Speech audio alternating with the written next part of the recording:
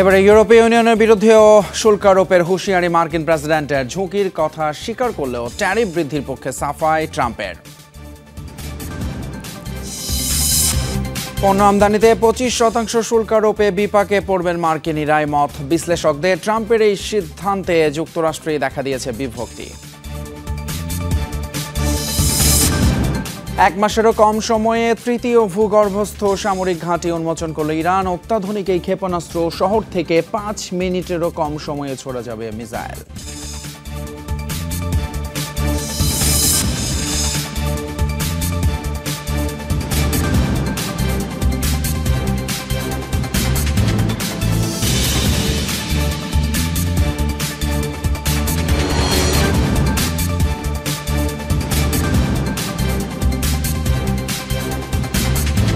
দর্শক সবাইকে আমন্ত্রণ জানাচ্ছি যমুনা ডেস্কে। এতক্ষণ শিরোনামগুলো দেখছিলেন, আপনাদের সাথে আছি আমি ফয়সাল তিতুমির।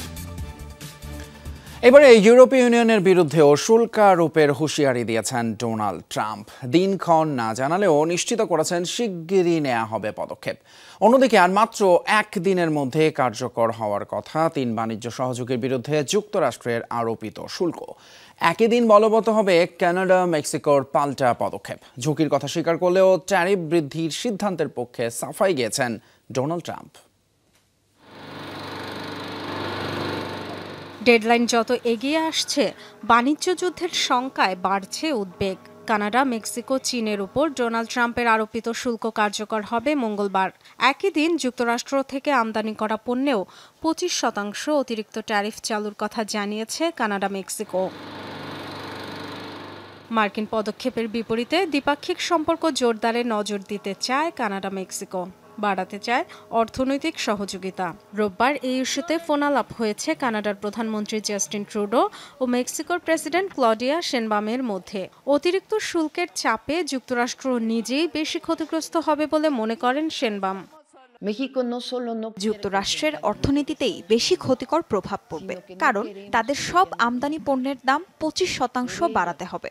মেক্সিকোর দিকে আঙ্গুল না তুলে নিজের দেশের দিকে নজর দেওয়া উচিত। ফেন্টানিল সহ অবৈধ মাদক বিক্রি ঠেকাতে কিছুই করে না তারা। প্রেসিডেন্ট ট্রাম্পকে বলেছিলাম, ট্যারিফ নিয়ে লড়াইয়ের বদলে চলুন আলোচনা করি। শুল্ক আরোপের ঝুঁকির কথা স্বীকার করলেও নেতিবাচক প্রভাব সাময়িক হবে বলে দাবি মার্কিন প্রেসিডেন্টের। বলেন, বাণিজ্য ঘাটতি দূর করে দীর্ঘমেয়াদে সুফল আনবে এই অতিরিক্ত ট্যারিফ। কানাডা যুক্তরাষ্ট্রকে ব্যবহার করছে বহু বছর ধরে। তারা অনেক কিছুই প্রবেশ করতে দেয় না, যেগুলো আমরা দেই। কানাডাকে বছরে প্রায় $200 বিলিয়ন ভর্তুকি দেই আমরা। কিন্তু কেন? বিনিময়ে কি পাই? লাখ লাখ মানুষ মেক্সিকো, কানাডা দিয়ে যুক্তরাষ্ট্রে অনুপ্রবেশ করে, আর তা হতে দেয়া যাবে না। সাময়িক কিছু সমস্যা মনে হতে পারে, জনগণ সেটা বুঝবে। নয়তো দীর্ঘমেয়াদে যুক্তরাষ্ট্রের কাছ থেকে সব দেশ কেবল সুবিধা নেবে। সাংবাদিকদের প্রশ্নের জবাবে ট্রাম্প জানালেন, আরেক বাণিজ্য সহযোগী যুক্তরাজ্যের ওপর শুল্ক আরোপ নিয়ে ভাবছেন না এখনই। তবে শিগগিরই ট্যারিফের খড়গ পড়বে ইউরোপীয় ইউনিয়নের উপর। যুক্তরাজ্যের বিষয়ে পরিস্থিতি দেখে বিবেচনা করব, তবে ইউরোপীয় ইউনিয়নের উপর অবশ্যই শুল্ক আরোপ হবে। তারা আমাদের কাছ থেকে অনেক সুবিধা নিয়েছে। $300 বিলিয়ন বাণিজ্য ঘাটতি আমাদের। কোনো সময়সীমা বলছি না, তবে শিগগিরই হবে। সোমবার কানাডা ও মেক্সিকোর নেতাদের সাথে ফোন আলাপ করবেন বলে জানিয়েছেন ডোনাল্ড ট্রাম্প। তবে শুল্ক ইস্যুতে মন পরিবর্তনের সম্ভাবনা উড়িয়ে দিয়েছেন তিনি। Dorothy Tasrin, Jamuna news. এদিকে যুক্তরাষ্ট্রের শুল্ক আরোপ ইস্যুতে এবার মার্কিন প্রেসিডেন্ট ডোনাল্ড ট্রাম্পের বিরুদ্ধে বিশ্ব বাণিজ্য সংস্থায় অভিযোগ দায়ের করবে কানাডা। পাশাপাশি আঞ্চলিক মুক্ত বাণিজ্য চুক্তির অধীনে এর থেকে প্রতিকার চাইবে অটোয়া। কানাডার সরকারি এক কর্মকর্তার বরাতে এমনটাই বলছে আন্তর্জাতিক গণমাধ্যমগুলো। দাবি, কানাডার উপর শুল্ক আরোপ করে বাণিজ্য প্রতিশ্রুতি লঙ্ঘন করছে যুক্তরাষ্ট্র। এর থেকে পরিত্রাণ পেতে আইনি পদক্ষেপও নেবে অটোয়া। 2018 সালে বিশ্ব বাণিজ্য সংস্থার সাথে যুক্তরাষ্ট্র, কানাডা, মেক্সিকোর হওয়া চুক্তির প্রসঙ্গ টেনে ওই কর্মকর্তা বলেন, এখনও সেই সমঝোতার প্রতি আস্থা রাখে ট্রুডো প্রশাসন।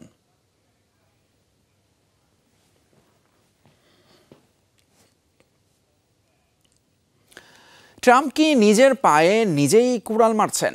বিশ্লেষকদের মতে কানাডা, মেক্সিকো, চীনের ওপর 25% শুল্ক আরোপে বিপাকে পড়বেন যুক্তরাষ্ট্রের সাধারণ নাগরিকরাই। এছাড়া ট্রাম্পের এই সিদ্ধান্তে যুক্তরাষ্ট্রের মাঝেই দেখা দিয়েছে বিভক্তি।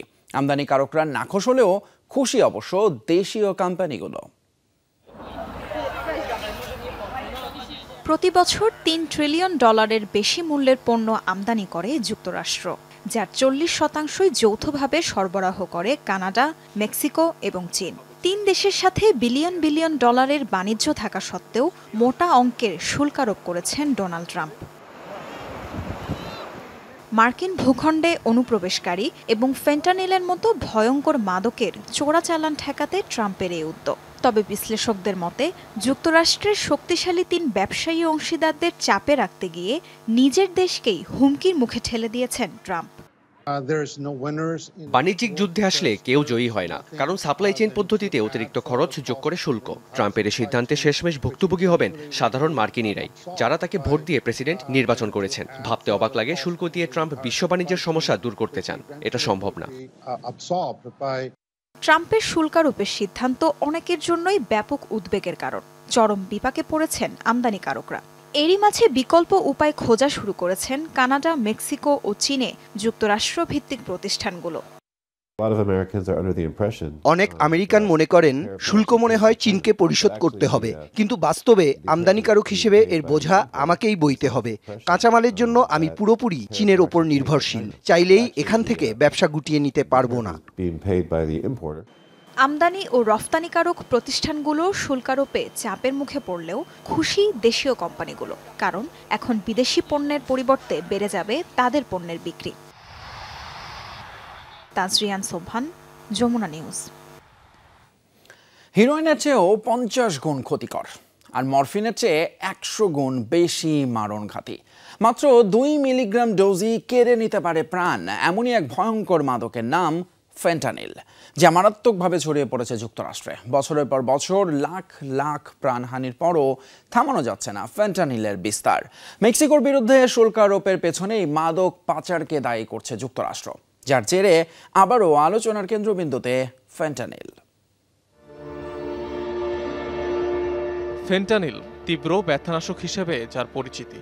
আফিম জাতীয় এই রাসায়নিকের উৎপত্তি পপি গাছ থেকে।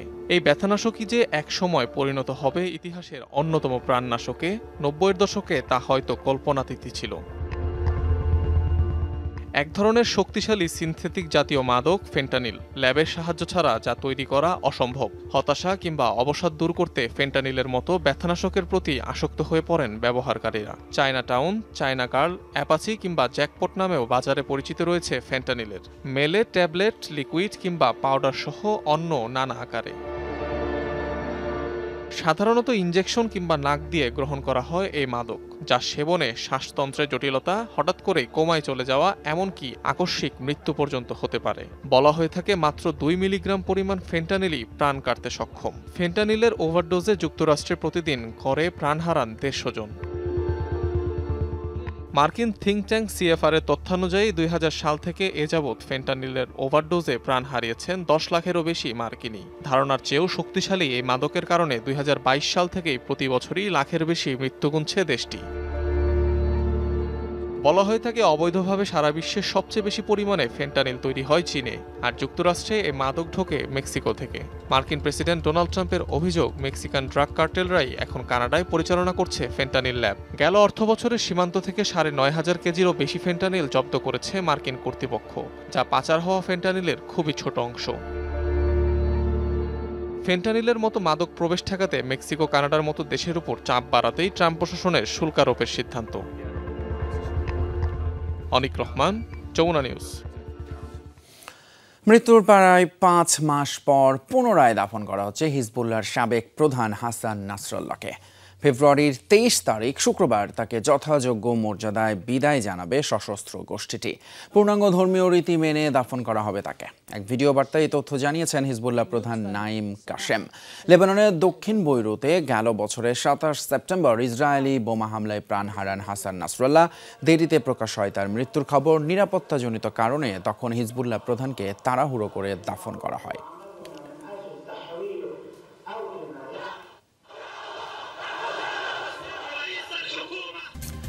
আদৌ কি সম্ভব ইসরায়েলি প্রধানমন্ত্রী বেনিয়ামিন নেতানিয়াহুকে গ্রেপ্তার করা?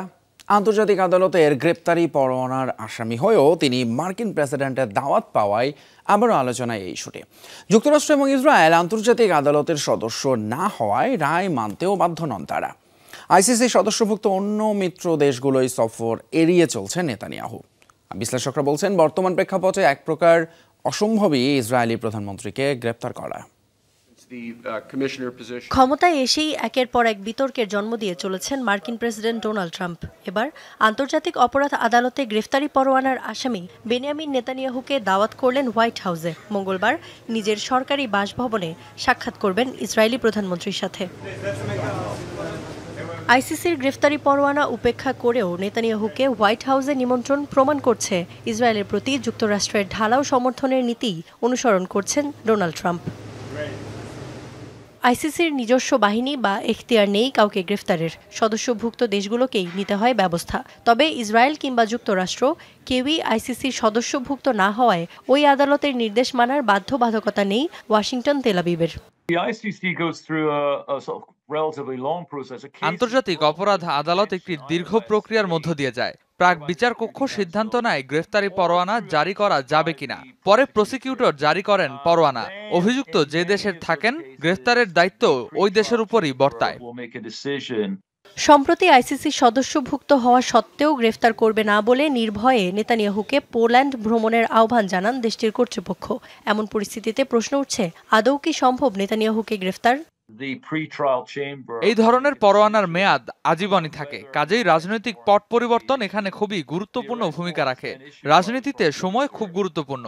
চোখের পলকে একজন গুরুত্বপূর্ণ রাষ্ট্রীয় ব্যক্তিত্ব হয়ে যেতে পারেন ঘৃণ্য অপরাধী, সেই প্রেক্ষাপটে হতে পারেন গ্রেফতার। এমন নজির একদমই বিরল নয় পৃথিবীর ইতিহাসে। গাজায় গণহত্যামূলক অভিযানের জেরে যুদ্ধাপরাধের অভিযোগে গত বছরের ২১ নভেম্বর ইসরায়েলি প্রধানমন্ত্রী বেনিয়ামিন নেতানিয়াহুর বিরুদ্ধে গ্রেফতারি পরোয়ানা জারি করে আন্তর্জাতিক অপরাধ আদালত আইসিসি। একই অভিযোগে পরোয়ানা জারি হয় সাবেক প্রতিরক্ষামন্ত্রী ইয়োভ গ্যালান্তের বিরুদ্ধেও। ইফাতারা খন্দকার, যমুনা নিউজ। এক মাসেরও কম সময়ে তৃতীয় ভূগর্ভস্থ সামরিক ঘাঁটি উন্মোচন করল ইরান। দেশটির দক্ষিণ উপকূলের অজ্ঞাত স্থানে নির্মিত হবে এই ক্ষেপণাস্ত্র ঘাঁটিটি। বলা হচ্ছে, অত্যাধুনিক এই মিসাইল শহরে এমন এমন প্রযুক্তির ক্ষেপণাস্ত্র রয়েছে যা 5 মিনিটেরও কম সময়ে উৎক্ষেপণ করা যাবে।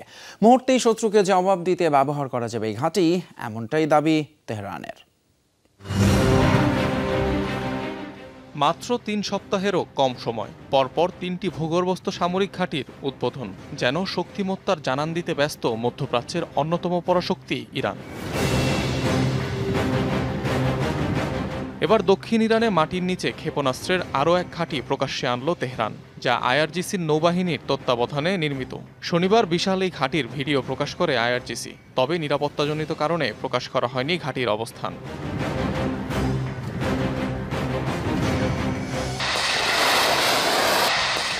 অত্যাধুনিক সব ক্ষেপণাস্ত্রে সুসজ্জিত ভূগর্ভস্থ এই ঘাঁটি, যেখানে রয়েছে কদর 380-র মতো ক্রুজ ক্ষেপণাস্ত্র, মাত্র 5 মিনিটেরও কম সময়ে যা উৎক্ষেপণযোগ্য।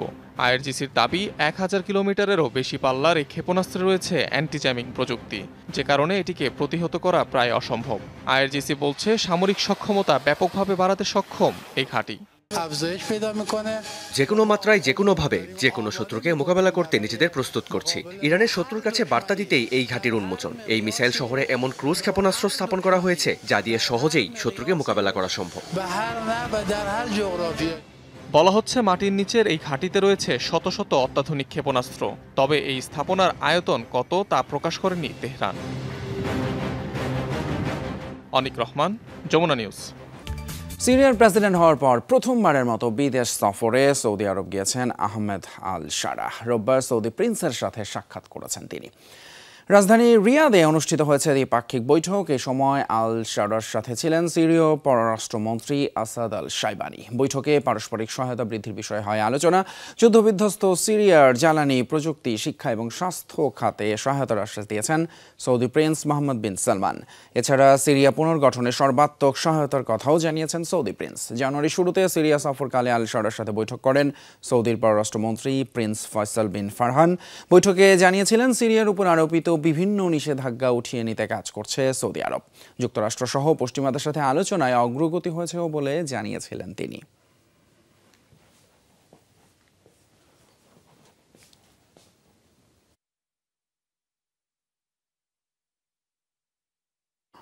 আফ্রিকার দেশ সুদানে আধা সামরিক বাহিনী আরএসএফ এর হামলায় প্রাণহানি বেড়ে দাঁড়িয়েছে 56 জনে। ধারণা করা হচ্ছে আরও বাড়তে পারে নিহতের সংখ্যা। এই ঘটনায় আহতের সংখ্যা ছাড়িয়েছে 150। শনিবার স্থানীয় সময় সকালে রাজধানী খার্তুমের একটি কাঁচা বাজারে গোলাবর্ষণ ও বিমান হামলা চালায় আরএসএফ। টার্গেট করা হয় বেসামরিক নাগরিকদের। হামলায় নিহতদের মধ্যে বেশিরভাগই নারী ও শিশু। এর একদিন আগে খার্তুম থেকে সেনাবাহিনী প্রত্যাহারের দাবি জানায় বাহিনীটি। বর্তমানে রাজধানীর পশ্চিমাঞ্চলীয় ওই এলাকাটির নিয়ন্ত্রণ আরএসএফ এর কাছে। ক্ষমতা নেয়াকে কেন্দ্র করে 2023 সালের এপ্রিল থেকে সুদানের সশস্ত্র বাহিনী এবং আধা সামরিক বাহিনী আরএসএফ এর মধ্যে চলছে এই সহিংসতা।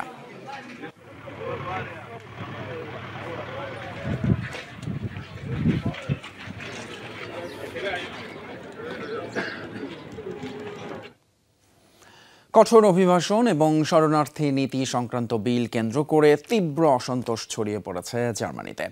বিলের বিরোধিতায় রোববার রাজধানী বার্লিনে অংশ নেয় প্রায় 1,60,000 মানুষ। গত শুক্রবার জার্মান পার্লামেন্টে অভিবাসী বিরোধী প্রস্তাবটি উত্থাপন করেছিল দেশটির অন্যতম বড় দল CDU। বিল পাশে কট্টর ডানপন্থী AfD'র সহায়তাও নেয় তারা।